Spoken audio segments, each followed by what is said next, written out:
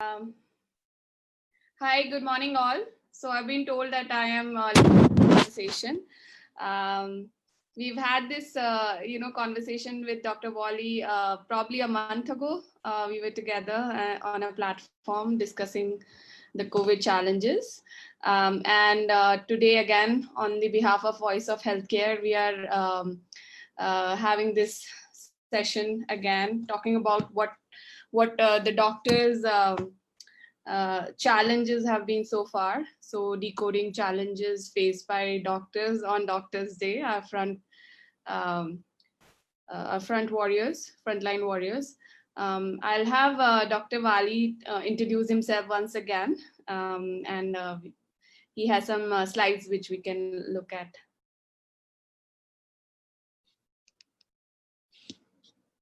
Dr. Wali, you can't hear you. You're not audible. A very good morning to Manu and my all viewers, doctors, all on the Facebook Live and YouTube Live. And first of all, my tribute to Voice of Healthcare for organizing this nice webinar on this Doctor's Day to commemorate the birth and death anniversary of Dr. B.C. Roy, Bharat Ratna B.C. Roy Sahab, who was not only a doctor, but as a very important politician who created lots of districts in the state of West Bengal. He was a unique doctor. He was a true healer. So we pay our tributes on behalf of whole community of doctors of the world through your Voice of Healthcare. Our salutations to Dr. B.C. Roy, and 1st July is incidentally his death and birth anniversary both. I have to congratulate Dr. Naveen Nishchal for giving a lead to organize this as a leader of Voice of Healthcare. And I was pretty surprised when a call came from his side, and I readily accepted because it's a great opportunity to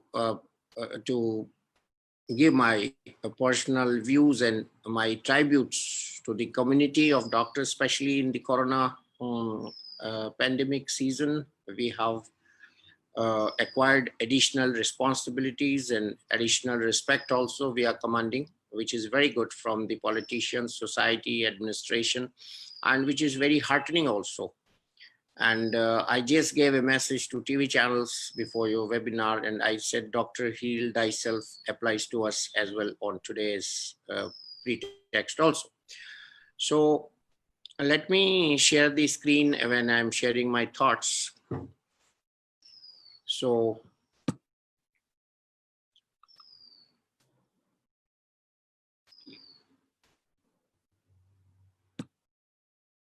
I'm Dr. Wali, and I'm working at Sir Gangaram Hospital as a senior consultant in medicine. And I thought we should discuss the challenges and doctor-patient relationship, which is at jeopardy nowadays. So wish you all a very happy Doctor's Day once again. In the memory of Dr. B.C. Roy, who was our leader, the star in the medical profession, Bharat Ratna, and a true healer in a sense that old-timers used to have a peculiar property and peculiar qualification to diagnose when a patient used to walk in his chamber and to heal the patients through their spiritual powers, which they had by way of their selfless nature and by being pure and by being God-fearing. So this is all three big messages we need to learn today. Doctors and patients are closely interlinked, and patients cannot exist without doctors, and doctors cannot practice without patients. So this is a very intricate relationship which we have to really study and feel around us. I had this old photograph of my medical school, And these were my senior teachers who were founder of this medical college, which is called Ganesh Shankar Vidyarthi Medical College, located at Kanpur. And if you see this photograph deeply, what you see, a patient sitting in the center without a jacket, with the open collar, is the most important man of the medical college. He's the founder principal. So they used to be very simple. Those days, people were not very, rich also. These doctors were leading a very simple life. They hardly had a car. They used to come on cycles. And they had no complex that they're riding a cycle to the medical college. They were simple. They had hardly 2-3 set of clothes, but they had abundant knowledge in their head. They were dedicated. They breathed medicine. They inhaled medicine. They exhaled medicine, I can say. And because of good teachers, they have produced very good doctors in the past. And they were very, very good teachers, as well as they were moral makers. They used to teach us bedside medicine.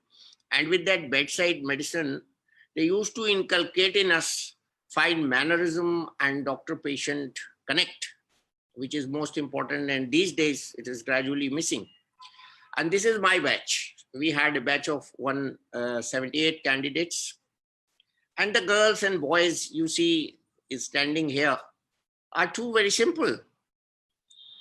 And if you see the third row on the left side of the slide and right side of mine, I'm standing without a jacket.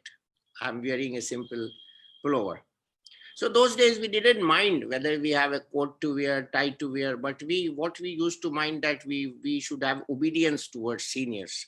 And this was the hallmark of the medical students. They used to respect teachers.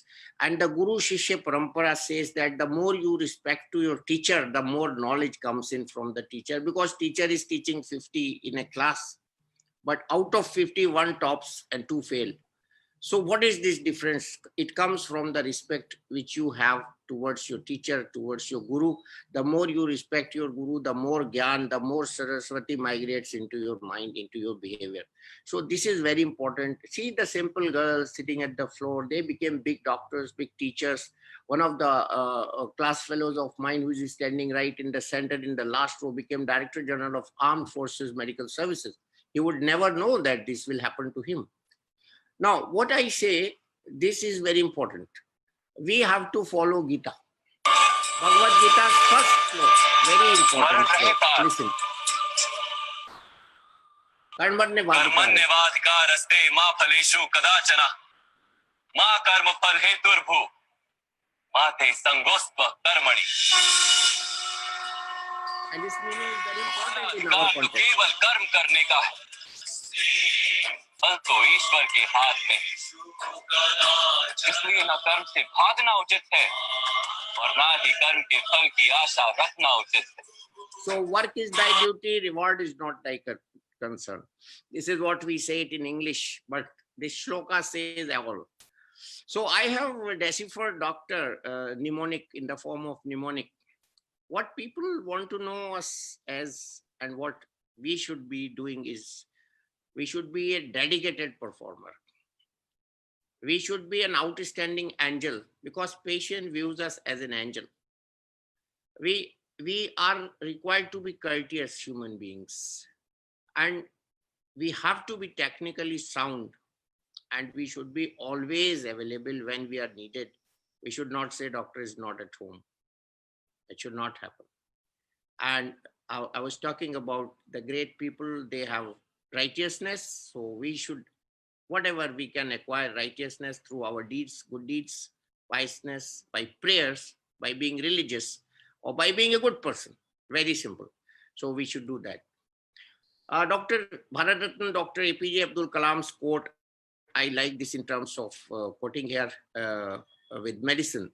So confidence and hard work is the best medicine to kill the disease which is called failures. So we should not have failures. We try to, and that makes us a successful doctor, successful person. Because in examination papers also, we have no choices that answer 5 questions out of 7. We have to answer all 7 out of 7. So the choices are not there in life. Once you choose the medical profession, you have to be dedicated, 100% devoted, and very much into the profession. You breathe the profession in and out. As a young budding doctors, the young budding doctors have a lot of challenges. They have a lot of hopes. They have so many stars in front of their eyes. They have so many ambitions, but how many of them can achieve? So they have two paths. First path is that you have either you get corrupted and put your family in the Forbes list by getting the richest out of the people in the world. And second is, this is a difficult option. I serve my country, my people, my country be in the list of the best 10 economies in the world, so that I do hard work. So we have to choose this option, second option. I tell my colleagues, my staff, that when a patient comes to you, you have to offer a lot of love to the patient, and that is a healing component. So treat your patient like your own baby. Love your patients. And these are I have made a summary, 11 things patients do want from us. First thing is transparency, which is the need of the hour. We should be very transparent to our patients. Then second most scarce thing, which we don't have much for the patients today, is patient wants time. Patient wants to be heard, active listening. And those doctors who hear the history, they can make diagnosis like Dr. B.C. Roy without any MRI, without CT scan. These are the complementaries later to support the diagnosis. But if you listen the history of the patient, even today I tell my junior doctors that you are done by 90% in the diagnosis. The last 10% comes through investigation. So active listening also heals the patient. Effective communication is also very important. So you communicate the patient, you talk to the patient, you become part of his life. Then he acquires trust. He requires trust also. He requires empathy. Empathy is most important because he's in pain, he's suffering. He's only with you at that time. Nobody in the world belongs to him except the doctor. So you have to offer empathy. That's the minimum we can do. Then we have to respect the patient, because all our patients are our teachers. They teach us, because when they suffer, we treat, we learn a lot of things which is not written in the books. Then we require a connect. One person asked me a couple of days back, okay, Dr. Valli, which is the one thing, if I am asking you, you would like to have your patient with? I said, connect, instant connect. If you are connected with your patient, like I'm connected with your webinar, I can be seen by so many. If this connection is lost, then nobody can see me. So we have to connect with our patient, so that when even the patient is at home, he feels that doctor is with me. He's just a call away, or she's just a call away. And that is the main part of the care. Then access, patient should have access to the doctor, free access, and we should be available for this. And patient wants clear instructions. Then collaboration, we can have collaboration with colleagues, with institutions, with knowledge of the books, with literature, and all this combines to make you a good doctor. We also want to know certain things that patient should do. Patient should have continuity with the doctor. Sometimes patient comes once. I have many patients who have cyclostyled or old times photocopied my prescription, and now they come with laminated prescription after 3 years. And I was using medicine, doctor, I was fine. I said, this is no way you have to treat yourself, because your symptoms change, so you have to come back to me or call me. So continuity with the physician is very important. Then, of course, respect, which we have to give to the patient, also to be reciprocated to the doctor, which is probably today is getting minimized. Then we should ask the questions. Patient should also ask the questions, same way. So if the patient will not ask, how will the doctor give a lecture? The doctor has to attend to the patient's queries. So patient should ask the question. Patient should take medicine. Sometimes patients take prescription and just feel that whenever I will get more sick, I'll take the medicine. This is not good. Then they should come with the proper notes when the symptom appears. That is also art of history taking. We can also elicit, but they should have ready notes. Then most of the problem these days are arising between the patient and doctors because of internet use. I would call it internet abuse. Internet is abused in medicine because what is written on internet, it doesn't apply in practical life of the patient or doctor, because every medicine is given in 100 indications. Internet cannot tell the patient which indication this medicine is given to you. They should not rely on diagnosis also, because if a patient reads headache, the first diagnosis on internet will come as brain tumor. He'll become mad. So also feedback is equally important. You should tell. I also wait for my patients to call me and tell me how they're feeling after they have shown me. Sometimes I do call out of curiosity. Then they should plan ahead what to do next. Suppose operation or bypass or some procedure is required, they should plan themselves. This is some sweet thing which I got. These are the words of a doctor's child. And as the eldest of 4 in the family, we are both parents who are doctor. She says, you have to be careful not to bring up topics that you know will upset him, means my father, she says, and try to keep out of his way a bit. It is hard to keep my little sisters quiet, and I always get the blame if they fight. So this is what a child thinks. This is the cartoon which I liked yesterday. I saw it, I immediately copied it into my PowerPoint. This is what we do actually in our life. We never take leave. We never get away from the work, most of us. So we treat till we drop, and that is the duty of a good doctor. And this is what is trying to depict in this cartoon. Then there is another problem nowadays.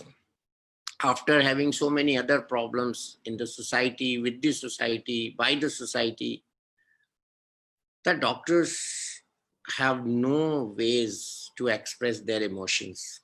They are listeners, they are not expressing their emotions. At home also, they cannot discuss much what they do in the office. And the communication some way, I think, is one-way communication, and they go on accumulating thoughts. And this is one example. This is given from the US lady Pamela, who attended a memorial service in her town for a physician who had died by suicide. Sitting in the third row, she began to count all the colleagues she had lost to the suicide, and the result shocked her. 3 in her small town, and 10 if she expanded the scope to all the doctors she would ever have known. Actually, For example, in I'm finishing. Dr. Wali, in New York also, one of the ER physician who was in front lines, who was really dedicated and spent a lot of time managing a lot of their pandemic patients, she committed suicide. Yeah, the other day also we lost a doctor from LNJP hospital. I'm coming to that.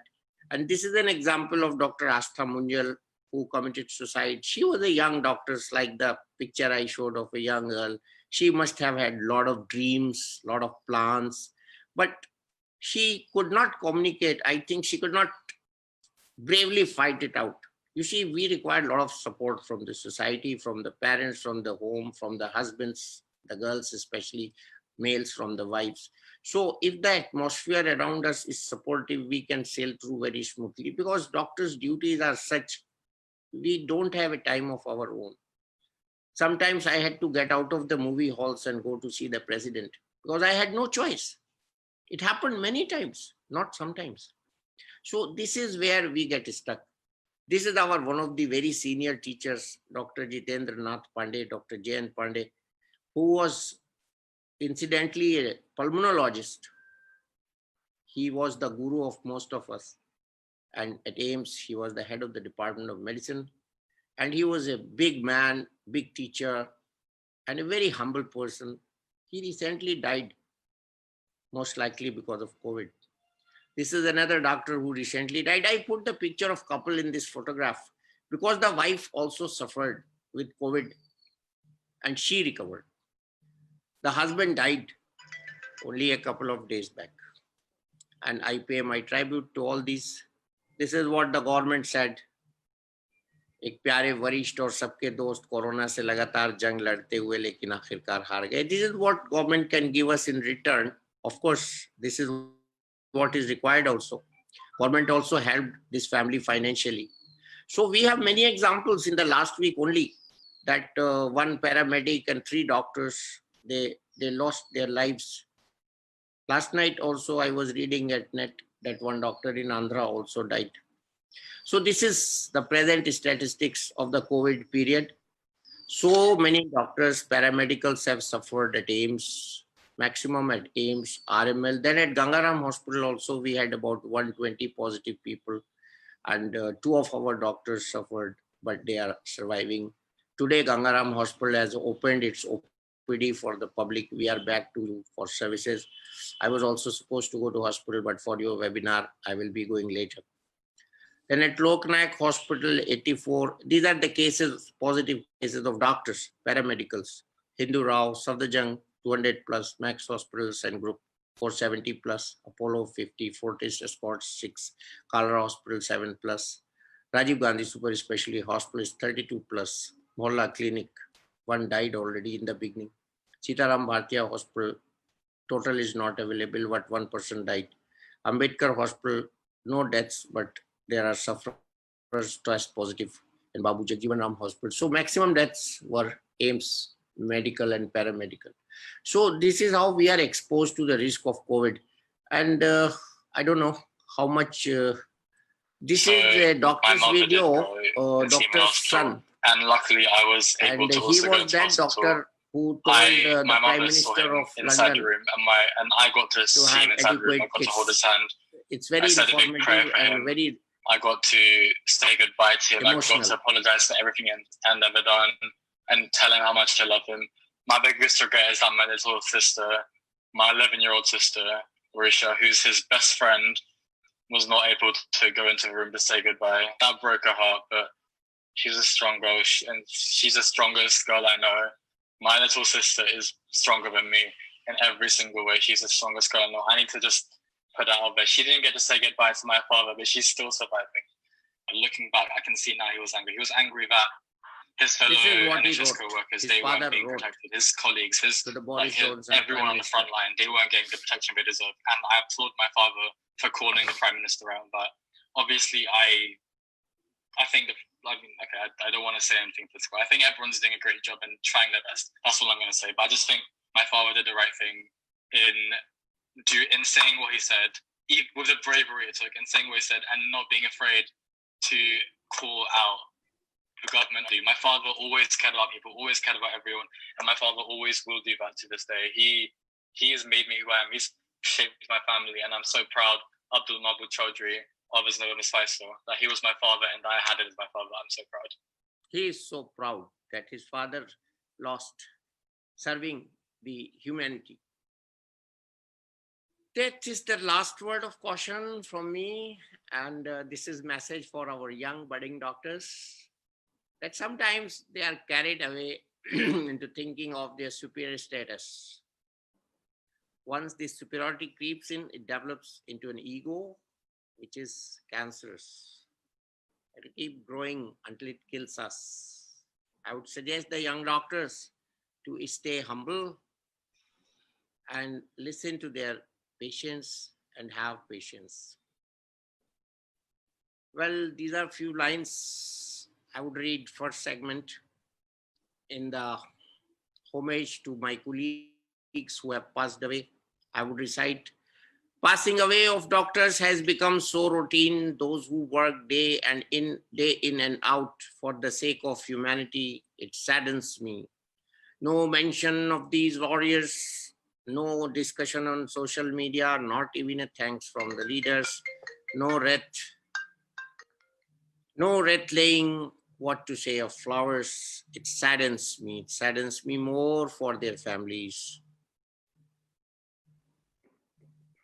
May God give the families peace and strength to bear the loss which they have. Well, these are emotions and they are true.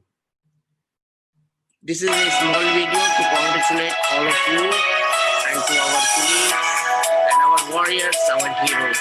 We salute you.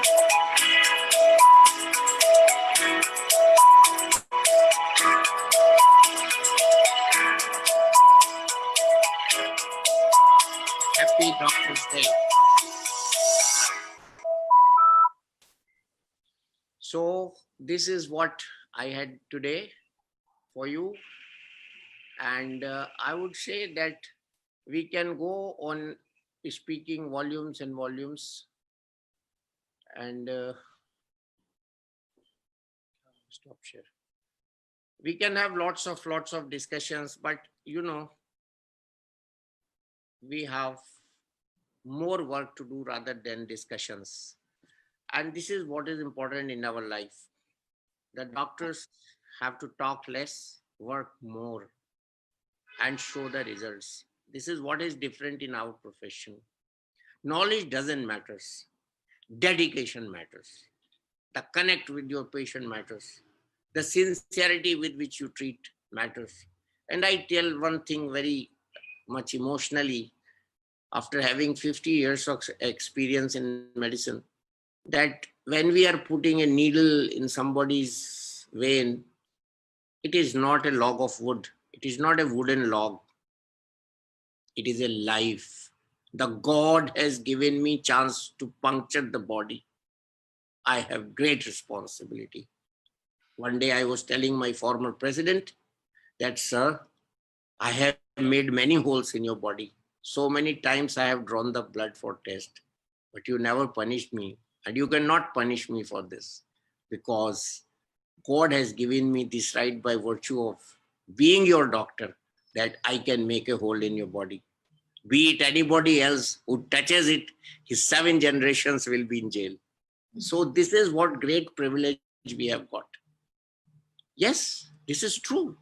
Absolutely. If you touch president, security will catch you and take your 7 generations to be questioned. So this is very important privilege. We should realize this. It's a God's privilege God has given me or to the doctor community that we can cut the human body, we can explore the human body, we can transplant the organs of one human to other. It's a great thing doctors can do, which nobody else can do. This is what I say to the people when they talk of doctors' charges, doctors' fees, hospital charges. I ask them, what is the value of your life? How much money I should give you so that you give me your life? And they cannot define the amount. It is infinite. So when the doctor gives you infinite gift of life, how can you measure the doctor's labor or doctor's work in terms of money? Nobody thinks about it. Nobody thinks about it. Nobody never talks about it. Because what we as a doctor give to the patient, the gift of life, it is immaculate. It cannot be weighed in terms of gold, silver, or money. No. But at the same time, like Dr. B.C. Roy, we should be dedicated. We should not be too much for money. As you see, there has to be fine balance. But my wife would also require a good sari. So I have to money. I have to have money. So this thing which people talk, you see, most of the hospitals charge, doctors don't charge. So people have to know the money is going in whose pocket. So with respect to doctors, hospitals also, organizations, even charitable institutions, I would say that we should communicate what we are charging. If we communicate and explain why we are charging this much, the patient will pay happily or insurance will pay happily. Insurance, of course, questions what is this breakup. But I'm discussing this aspect because these days a lot of talk has come on media that hospitals are charging too much for corona. No, hospitals are not charging. First, see hospitals, how much they are investing to save your life when you enter the hospital, how much additional burden they have got. If you share that burden, if you can, then it is very good. If you cannot share the burden, you tell to the people, don't go to that hospital, go to a government hospital, which is equally good. And this is also very wrong to say that this is a good hospital, this is a bad hospital. No, hospital is attended by doctors, and every doctor is a good hospital. I always say our doctors are best in the world. We are at NASA, we are at NHS, we are in US, we are everywhere in the world, and our doctors have a reputation to be the best. Then why not in Delhi? Why not in India? Why not? So Yeah. our doctors are the best. We don't go to get treatment from the walls, from the bed sheets, from the beds, from the fancy rooms. We go to get treatment from the doctors, and doctors are there always. So don't look the paraphernalia of a hospital or the elegance of a hospital, but always look our best doctors are in all academic institutions, government hospitals, sometimes shabby looking hospitals, I would not hesitate to say, but these are the best doctors you can have. Don't go by cosmetics. Always be sincere. We are always sincere.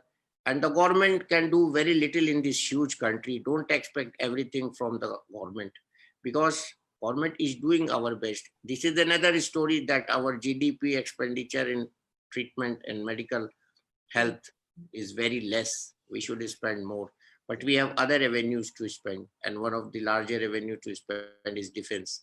So if we want our country to be safe, we have to bear with the shortcomings. So wish you all once again a very happy Doctors Day and my salutations. And forgive me if I spoken out of the respect of anyone or out of the respect of your status or out of the respect of anything. I have made any mistake in my presentation, forgive me. And this is I'm doing because we have to do Corona Namaste these days. No, this is wonderful. I think Dr. Professor Wali. Available always to you and to your kind self and around. And I also thank all the organizers of this webinar who are working behind the screen. And especially once more, my sincere thank to whole team of Voice of Healthcare, our colleagues, friends, and Dr. Naveen Nishal, his dynamism. Salute to every one of you. Thank you. Thank you, Professor Bali.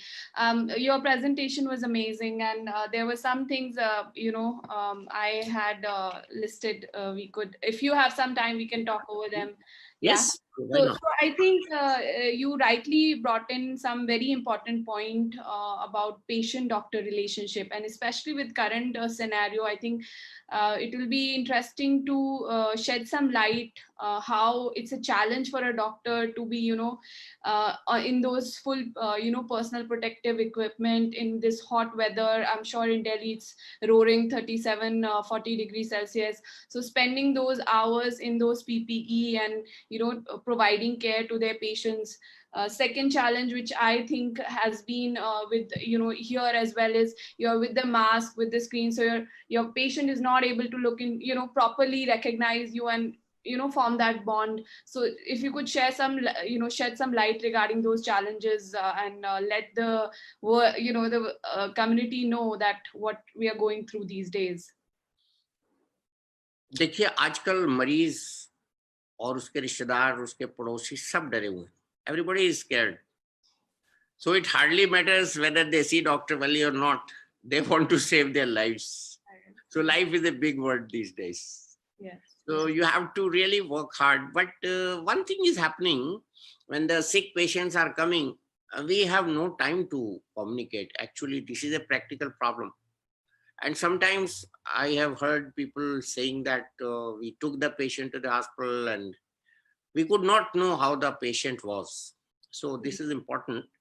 And they take sometimes in some hospitals the mobile phones away. Yes.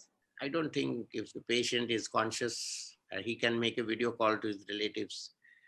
It's not bad. Yeah. But if the same time he shows the wall paint or some condition of the bed to the outsiders, yeah, I think that's harmful. So probably for the safety reasons and security reasons, this has been done. So let us see how it happens. And I have a full hope that we are heading towards winning over Corona. But Corona, we have to live with it. Most people don't understand the meaning of it. So let me tell you that hygiene, etiquettes, sterilization techniques, distance techniques, which we have learned through Corona. They are very well practiced in the old society and old doctors. Our teachers and our seniors never used to touch a patient after seeing one patient unless they have rinsed their hands into the Dettol solution or Savlon solution, which a orderly used to carry with us on the rounds. This we probably had forgotten. Number two, distance also, because of the crowds, because of the more work, the distance maintaining, which Prime Minister once called Lakshman Rekha.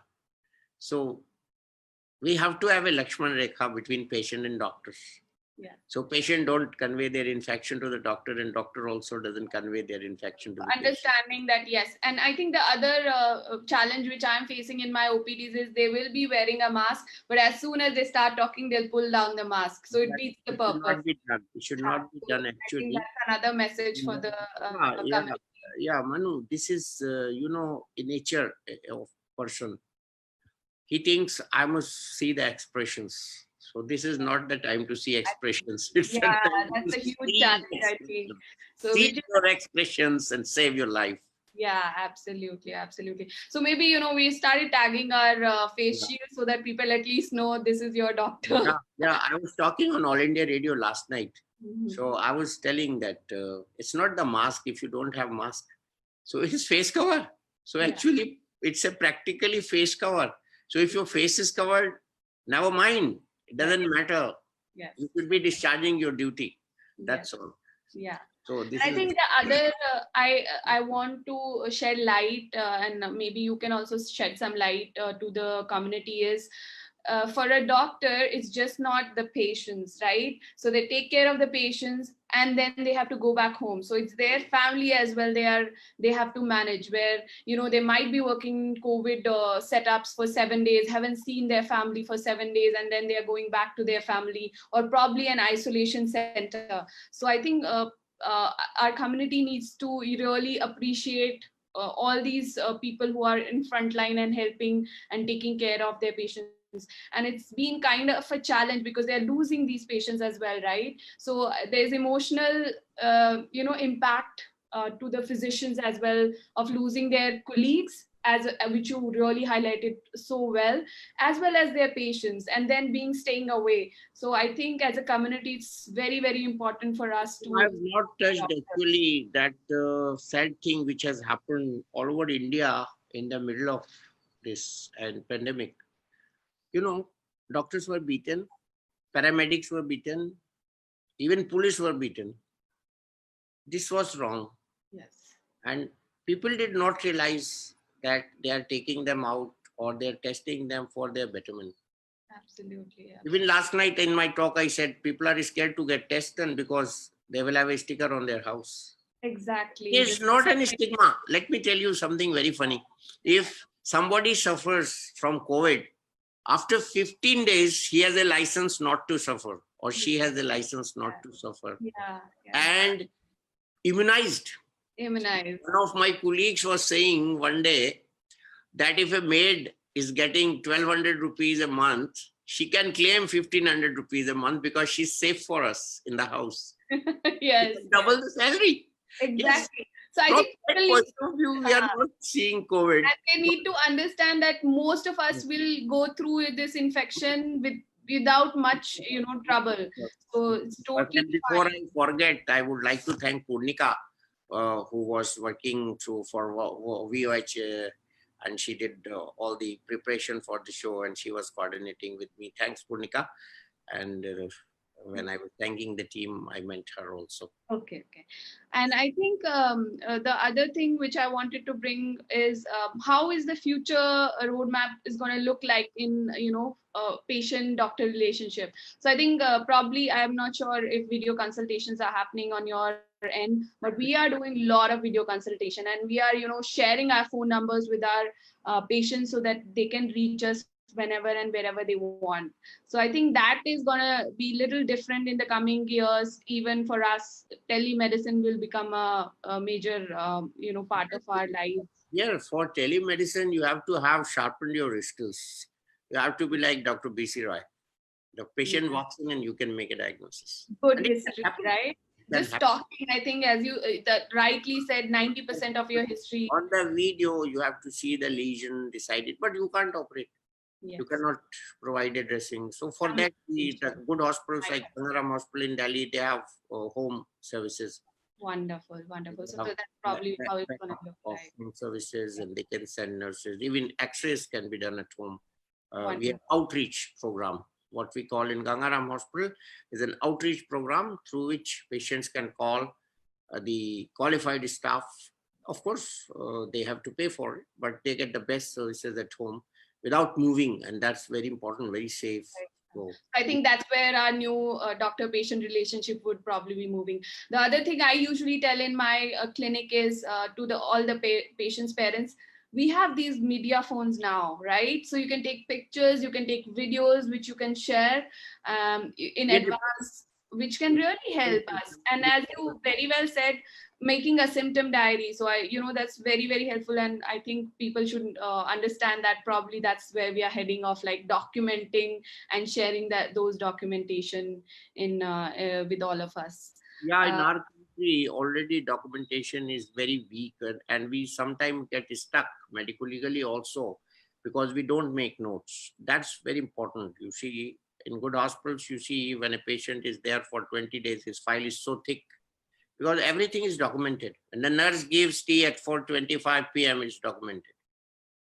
Tea with sugar or not, documented. Insulin given, documented.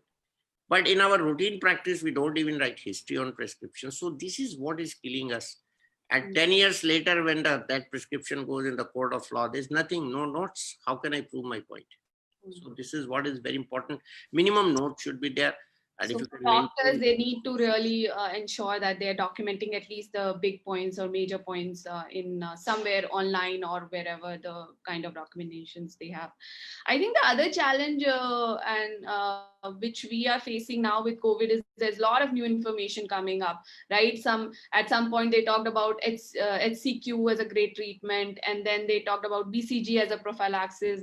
Now this new information about MMR being a good protection. So would you share your thoughts about this? The challenges as a information evidence coming in, how doctors should be facing it. First thing which we should accept, and I do accept it always, we don't know this virus. How wicked is this virus?